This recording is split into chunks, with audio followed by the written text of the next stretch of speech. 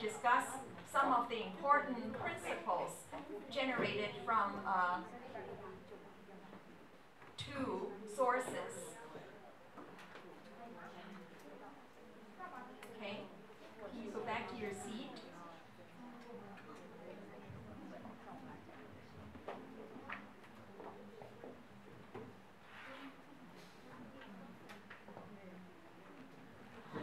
Okay.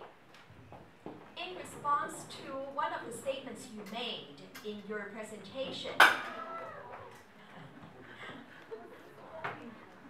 I remember you said it's a misleading question in the survey when you ask, do you think the two products are produced from the same company? Remember? When you ask a question like that, do you think the two products were made by the same company? I remember one of the group members said it's a misleading question. I'm going to draw your attention to this chapter, which talks about a lot of presuppositions that are implicated in some sentences. Sometimes those sentences will alter your memory, and sometimes it will also mislead you, and you think something happened when it didn't really happen. Okay, that's what this chapter is about. Language and memories in the judicial systems. Basically, you have to be very careful because differences in wording may change an existing memory. Here are some examples. The first example is how articles, definite the versus indefinite may change your existing memory.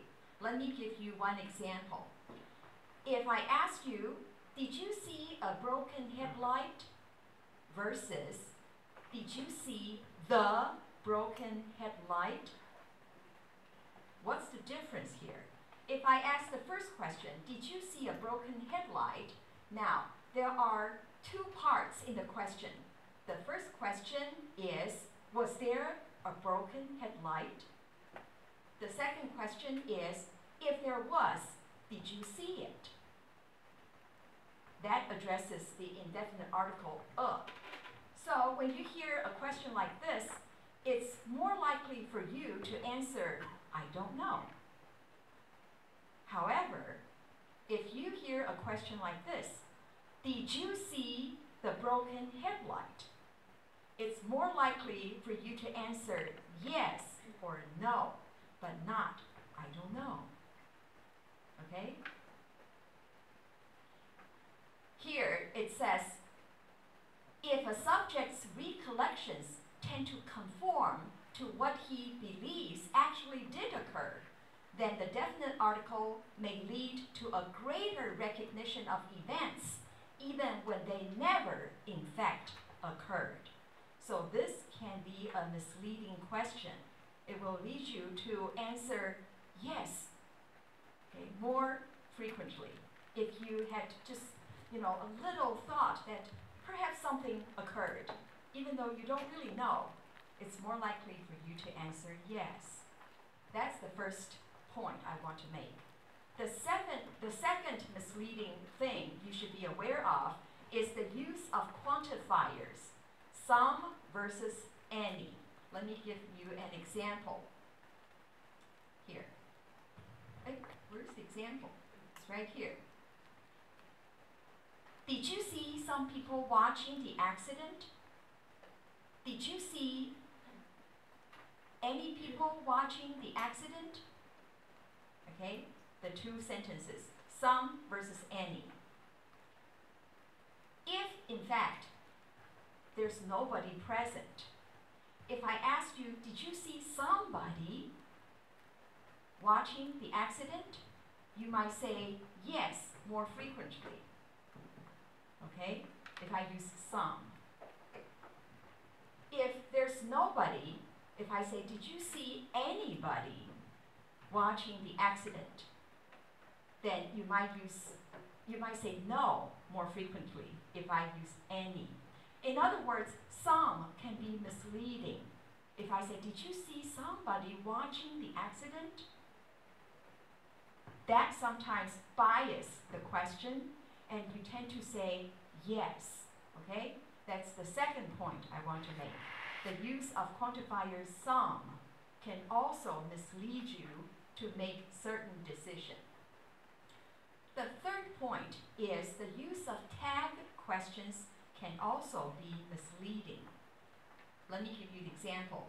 You did see a bicycle, didn't you? You did see a bicycle, didn't you? Okay, the use of tag question, negative, didn't you, actually can also be misleading because the presupposition is you did see a bicycle. That's the presupposition.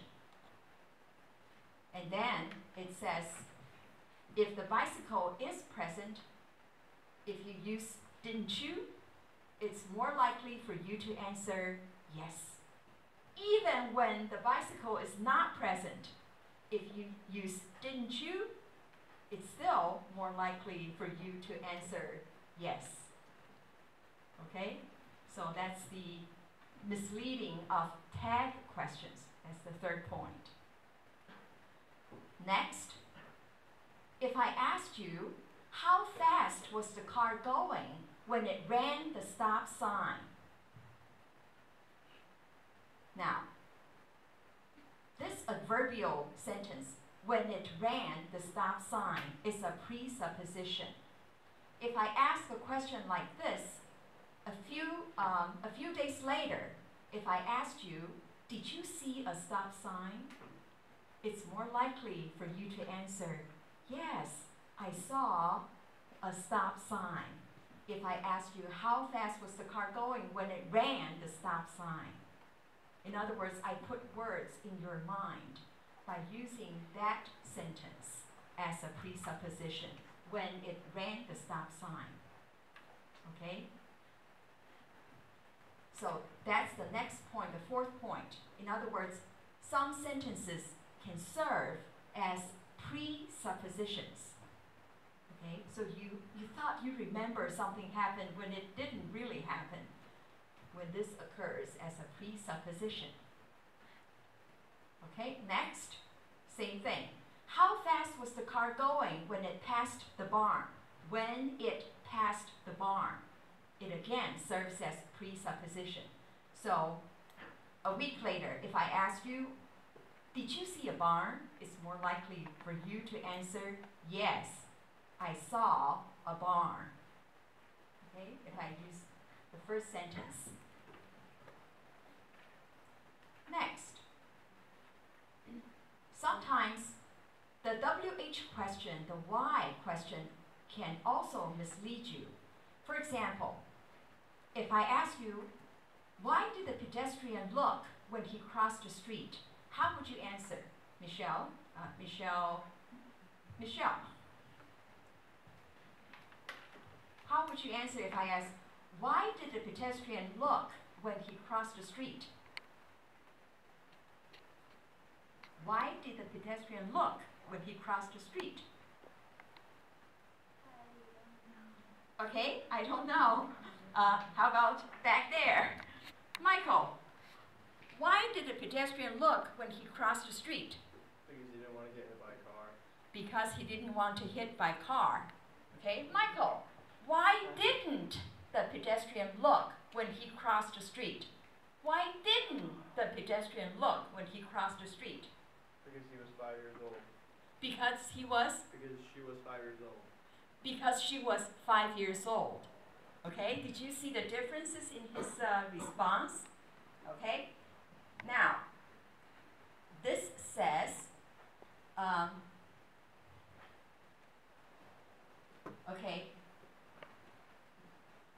this says 3 days later. 3 days later.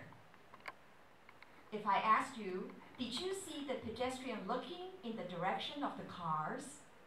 Did you see the pedestrian looking in the direction of the cars? Subjects who had been queried with, why did the pedestrian look, proceeded to report that they had seen the pedestrian looking in the direction of the cars. Those queried with, "Why didn't the pedestrian look?" were more likely to report that the pedestrian failed to look. Okay? In other words, the two questions asked either with positive or negative adverbs have different results. The next point is a couple of weeks ago, I went to Ni Zixun's department, the Department of Criminology, to sit in a creative classroom teaching activity conducted by one of the professors who was teaching statistics in her department. Okay, the statistics class is not really a very typical garden variety applied math class, but rather a case study of all kinds of presuppositions, just to train the criminology students to think logically.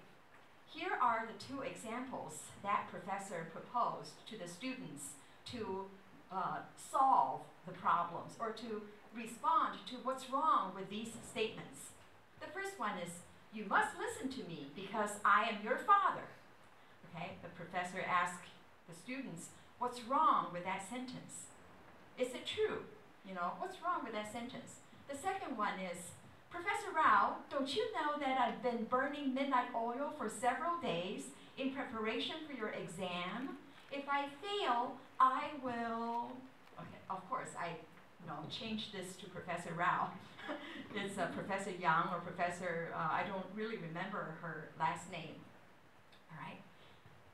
Now look at these two.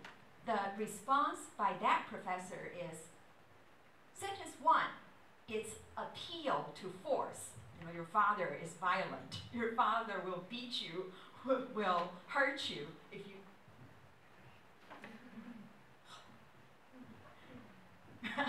Is my father here? Anyway, okay. So she said it's appeal to force. The second example, she said it's appeal to pity. All right? That's a criminologist response to the two statements. When I look at those two sentences, I was chuckled because as a linguist, we would look at this and analyze them a little differently by addressing presuppositions. Okay, that's exactly what I just taught, you know. So I look at these two. I said, first, you must listen to me because I am your father. Focus on the noun, your father. What's the presupposition of being a father in our culture?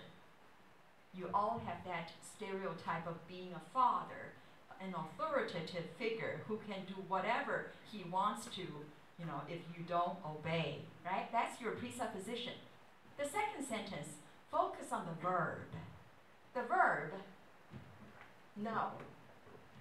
Okay, don't you know?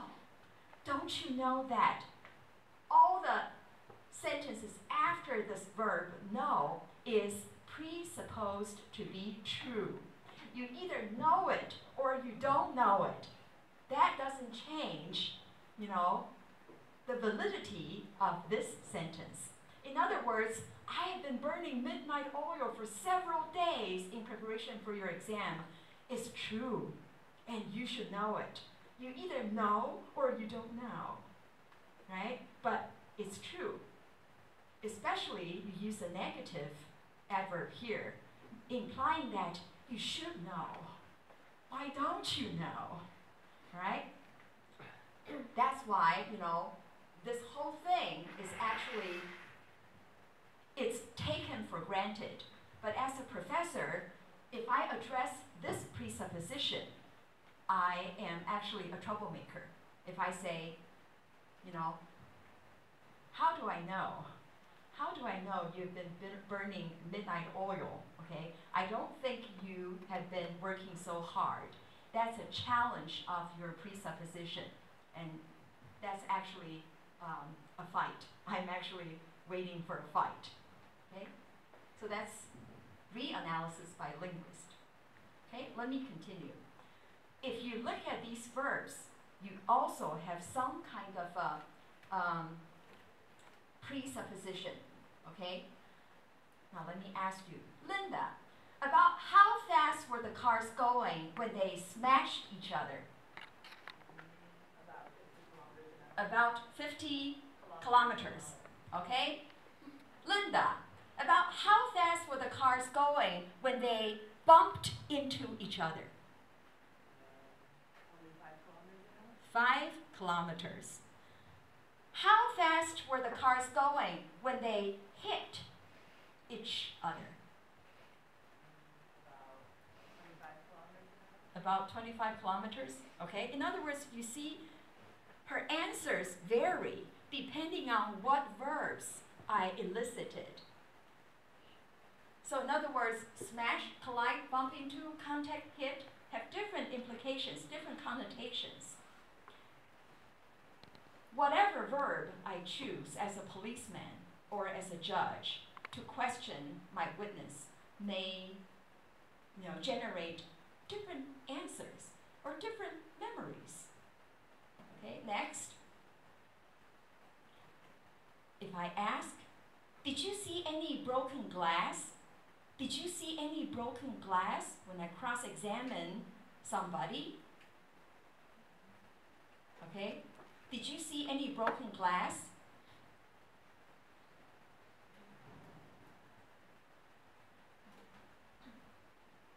The critical question was, did you see any broken glass?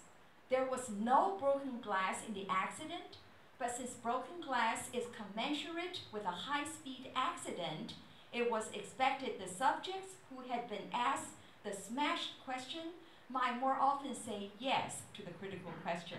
In other words, if I used about how fast were the cars going when they smashed each other,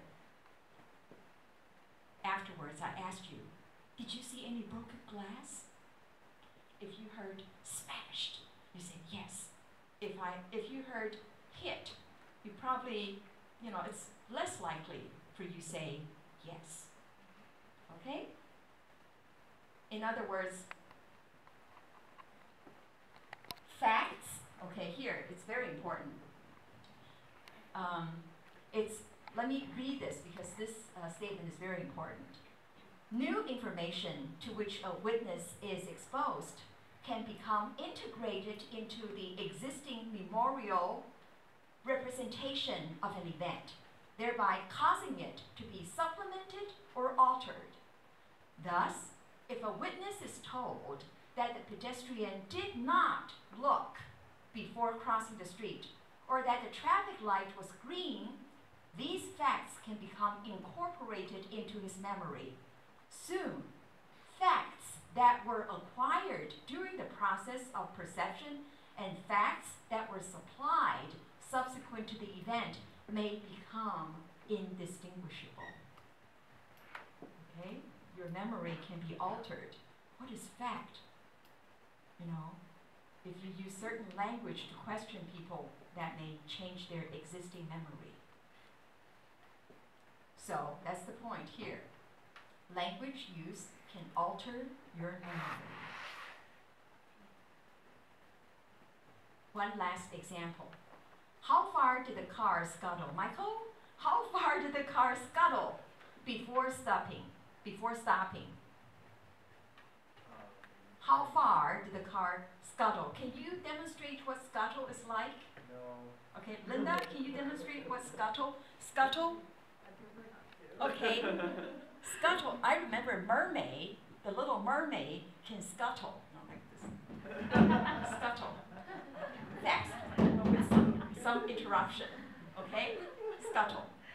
How did the car slide before stopping?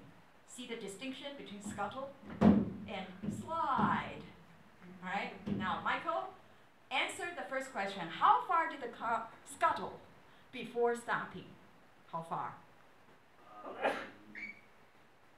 5 meters. 5 meters. How far did the car slide before stopping? Was it